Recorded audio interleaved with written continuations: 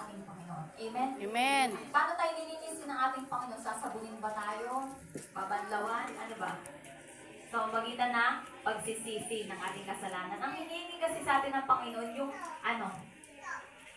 sabihin natin yung mga kasalanang nagawa. Diba? Hindi naman natin kailangan mag-umpisal kung saan Diba?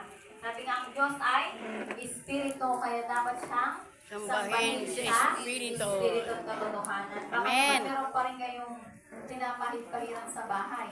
Sino pa dito may ganon? Sa lumang buhay, meron pang niluluhod-luhodan. Hindi yan Diyos. Diba? Ano sasabihin nyo? Larawan lang yan. Picture.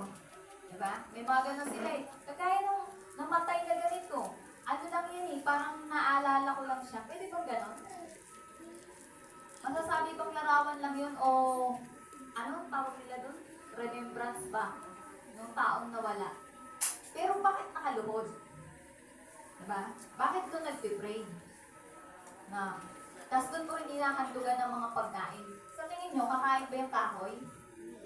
Mga Hindi bata. po. Yung kahoy, kunyari ito yung kahoy. Lagyan mo ng pagkain sa harapan kakain. Ba't hindi kakain? Kasi walang Walang buhay. buhay. Sabi nga, yung kapiraso ginawang Diyos, yung kabila, panggatong. Sabi nga, open natin yung ating isip. Sabi nga, matagal na tayo binulag na kaaway. Sabi nga, huwag tayong ma-hurt. Bakit yun ang katotohanan Doon tayo palalayain. Pag hindi natin tinanggap ang katotohanan, hindi tayo makakalaya. Amen po? Amen. And next, number 1, in wrong motives. Ayan. Buksan ko natin sa James chapter 4, verse 3. When you ask, you do not receive, because you ask with wrong motives, that you may spend what you get on your pleasure. Ayan. Sabi sa Tagalog, sa Santiago chapter 4, verse 3, at humingi man kayo, wala rin kayong natatanggap, sapagkat masama ang inyong layunin, humihingi kayo upang gamitin sa kalayawan. Ayan. Meron mga tao na humihingi sa Panginoon. Ano mga hinihingi nila? Panginoon, bigyan niyo po ako ng sasakyan. Diba? Ano pa?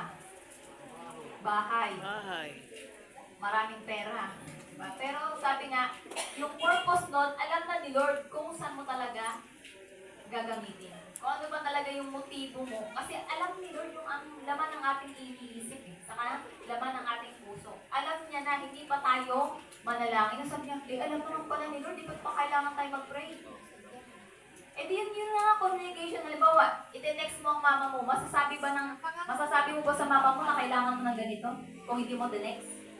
Ba kailangan may communication kayo? Para malaman ng mama mo kung ano ang kailangan mo. Parang gano'n din si Lord. Kailangan natin makipag-communicate through prayer. Amen? Amen. Sabi niya, humingi